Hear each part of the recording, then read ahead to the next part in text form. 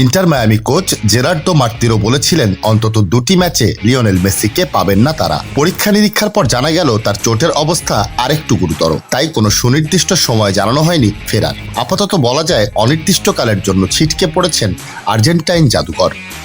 গত রোববার কোপা আমেরিকার ফাইনালের দ্বিতীয়ার্ধে চোট পেয়ে মাঠের বাইরে যান মেসি। ডাগআউটে বসে এক পর্যায়ে কান্নায় ভেঙে পড়তে দেখা যায় তাকে। সংবাদ মাধ্যমের বিভিন্ন ছবিতে দেখা যায় বেশ বাজেভাবে ফুলে গেছে তার ডান অ্যাঙ্কেল। জাতীয় দলের সফল অভিযান শেষে এবার ক্লাব ফুটবলে ফেরার পালা। এই সপ্তাহেই 2টি ম্যাচ আছে ইন্টার মায়ামির। কোচ মার্তিনো মঙ্গলবার বলেছিলেন এই 2টি ম্যাচে মেসিকে পাওয়া যাচ্ছে না নিশ্চিতভাবেই। চোটের অবস্থা আরও পরীক্ষা করার কথাও বলেছিলেন তিনি। সেই পরীক্ষার পর বিবৃতি দিয়ে মেসির চোটের অবস্থা জানিয়েছে ইন্টার মায়ামি। সেই বিবৃতিতে বলা হয়, মেডিকেল পরীক্ষার পর নিশ্চিত হওয়া গেছে ডান অ্যাঙ্কেলের লিগামেন্টে চোট পেয়েছেন লিওনেল মেসি। অবস্থার পর্যায়ক্রমিক উন্নতি ও মূল্যায়নের মাধ্যমে ঠিক করা হবে অধিনায়ক কবে মাঠে ফিরবেন। এর মানে হচ্ছে কয়েকদিন পর পর তার চোটের অবস্থা পরীক্ষা করে দেখে সিদ্ধান্ত নেওয়া হবে ফেরার ব্যাপারে।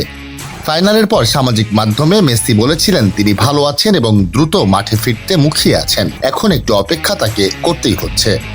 মেজর লিগ সকারে বুধবার ঘরের মাঠে টরন্টো এফসির বিপক্ষে খেলবে ইন্টার মায়ামি।